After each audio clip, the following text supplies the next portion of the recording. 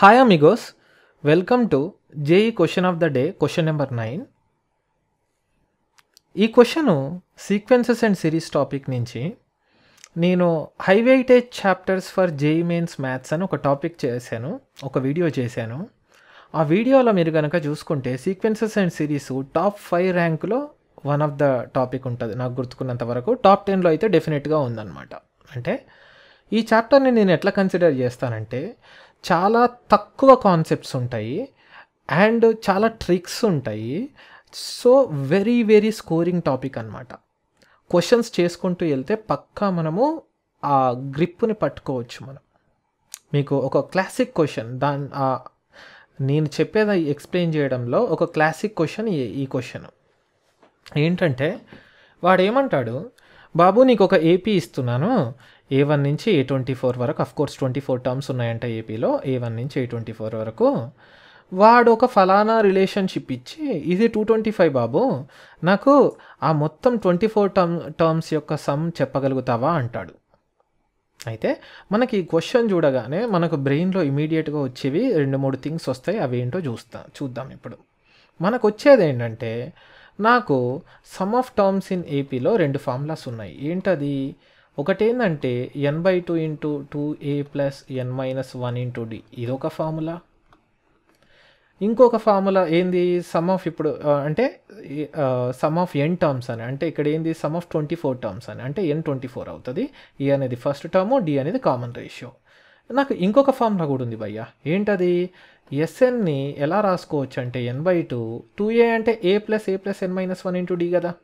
అంటే ఏ అంటేనేమో first term, okay, ఏ అంటేనేమో ఫస్ట్ టర్ము. సో ఏ అంటే ఫస్ట్ టర్మ్ ప్లస్ ఇంకోటి a ప్లస్ n-1 డి అంటే nth టర్మ్, అంటే లాస్ట్ టర్మ్ కదా, ఎల్ అంటున్నా. అచ్చా, నాకు ఒక డౌట్ వచ్చింది.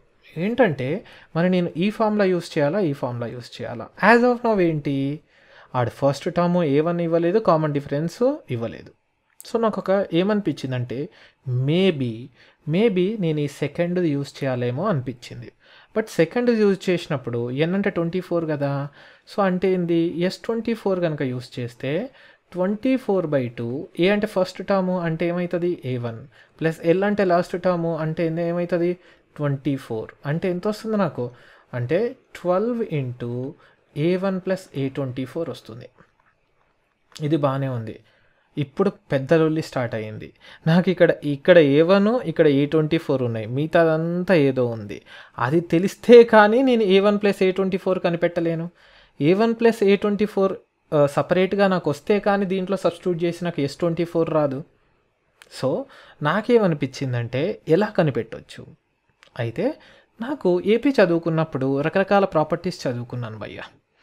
అందులో ఏంటి, ఒక ఫలానా టర్మ్స్ అని ఏపీలో ఉంటే ఒక నెంబర్ యాడ్ చేసిన, ఒక నెంబర్ సబ్స్ట్రాక్ట్ చేసిన, ఫిక్స్డ్ నెంబరు, ఒక నెంబర్ మల్టిప్లై చేసిన, ఇలా ఏపీ అనేది మారదు.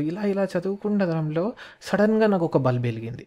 ఏంటో తెలుసా, నాకు టర్మ్స్ కనుక ఏబీలో ఉంటే ఫస్ట్ని లాస్ట్ని సమ్ చేస్తూ ఉంటే మధ్యలోకి వస్తూ ఉంటే ఈక్వల్ ఉంటాయి.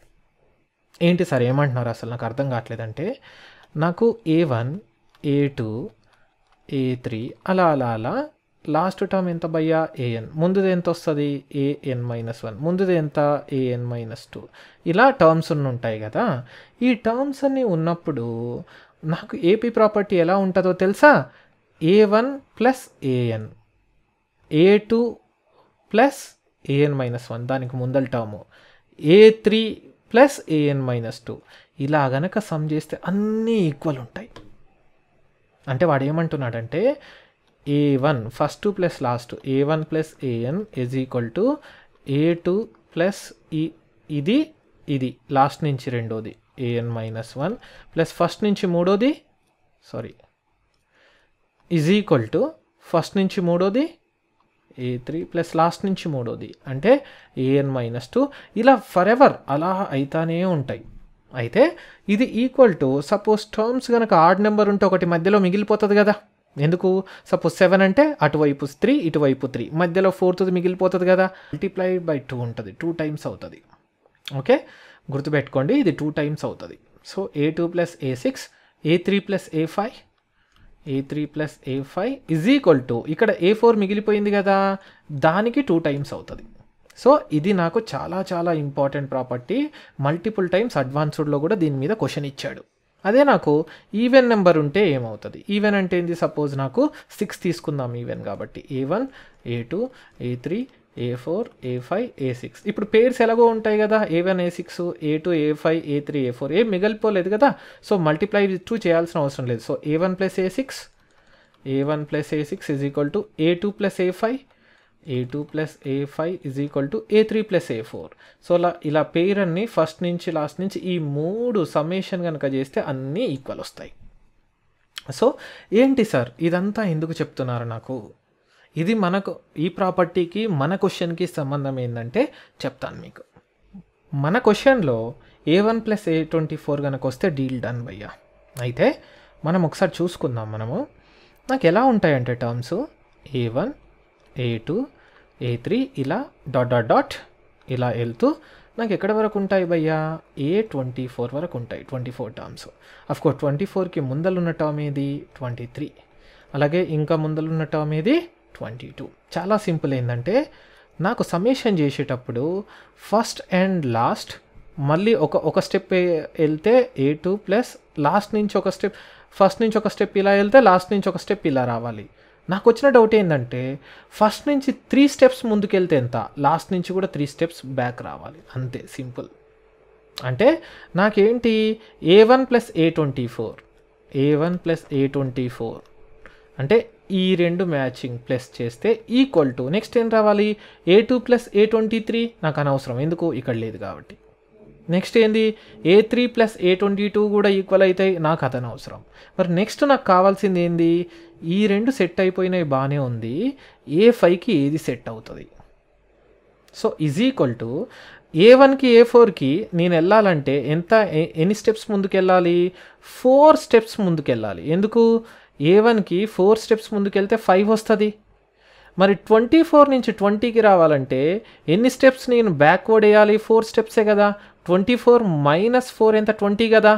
అంటే 4 స్టెప్స్ ఫార్వర్డ్ వెళ్తే 4 స్టెప్స్ బ్యాక్వర్డ్ వెళ్ళా కాబట్టి సో ఈ A5 అండ్ A20 కూడా ఒక కపుల్. అంటే దాని అర్థం ఏంది? A5 + A20 కూడా ఈక్వల్ = నెక్స్ట్ ఏముంది? A10 అంటే 5 నుంచి 10కి వెళ్ళడానికి ఎన్ని స్టెప్స్ ఫార్వర్డ్ వెళ్ళాలి? 5 స్టెప్స్. అంటే నాకు దీన్ని కపుల్ చేయాలంటే A10ని 20 నుంచి 5 స్టెప్స్ బ్యాక్వర్డ్ పడాలి నాకు. అంటే ఏంది? 20 నుంచి 15 రావాలంటే అఫ్కోర్స్ -5 కాబట్టి సో 20 - 5 15 కాబట్టి సో 5 స్టెప్స్ బ్యాక్వర్డ్ పడ్డాయి. అంటే ఏంది? నేను A10ని A15 ఒక కపుల్ చేయొచ్చు. సో A10 A15 ఒక కపుల్ చేయొచ్చు. అయిపోయినాయా? 1 2 3 4 5 6. సో అయిపోయినాయి కదా, 6 అయిపోయినాయి. ఎస్. అంటే ఇవన్నీ కూడా ఈక్వల్. అయితే వాడిచ్చింది యాజ్ ఇట్ ఈజ్ రాసుకుంటున్నాను. వాడేమిచ్చాడంటే బాబు నీకు A1 వాడిచ్చింది బాబు నీకు A1 + A5 + A10 + A15 + A20 + A24 225 ఇస్తున్నాను బాబు అన్నాడు. నాకేమర్థమైంది? నాకు ఎలాగో A1 + A24 కావాలి. ఈ రెండు ఒకటి అనుకుందాము. ఓకే. సో ఈ రెండు ఒకటి అనుకుంటే చూడండి నాకు అయితే ఈ రెండు కూడా సమ్ ఈక్వలే కదా. అలాగే నాకు ఈ బ్లూ కూడా ఈక్వలే కదా చూడండి. సో ఈ రెడ్ కూడా ఈ బ్లాక్ ఈక్వల్. అంటే నేనేం చేస్తున్నాను? A1 + A25 ఈ బ్లాక్ మిక్స్ చేస్తే A1 + A25 ప్లస్ ఇప్పుడు A5 + A20 అంటే ఈ రెడ్లో ఉన్నాయి A5 + A20. So A5 + A20 దీని బదులు నేను ఇది రాసుకోవచ్చు కదా. సో ప్లస్ A1 ఇది 24. So A1 + A24. నెక్స్ట్ ఏంటి నాకు? నెక్స్ట్ ఏంటంటే ఇది చూడండి A10 + A15. So A10 + A15 బదులు కూడా నేను A1 + A24 రాసుకోవచ్చు. ఎందుకంటే 3 ఈక్వల్ కాబట్టి A1 + A24 = ఎంత అయింది? 225.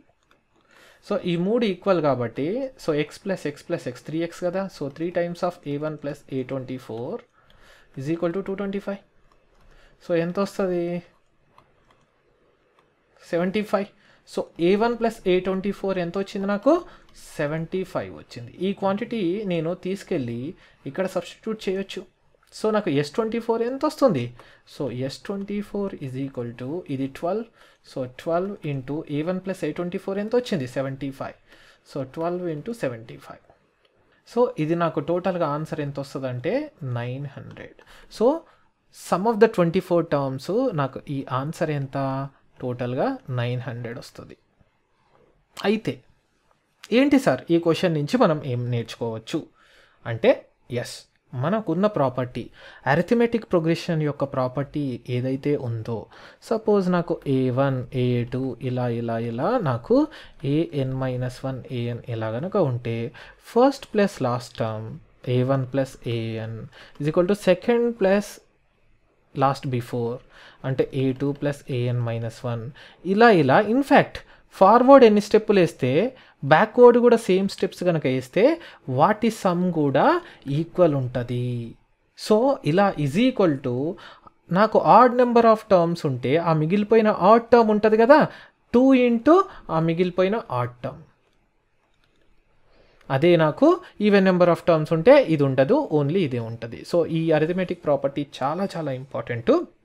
అరిథమెటిక్ ప్రోగ్రెషన్ యొక్క ప్రాపర్టీ చాలా క్వశ్చన్స్ యూస్ఫుల్ అవుతుంది. సో గుర్తుపెట్టుకోండి ఇది. సో ఏమైనా స్పెసిఫిక్గా ఏమైనా టాపిక్ కావాలంటే let me know, comment in the comment section. I will see you guys.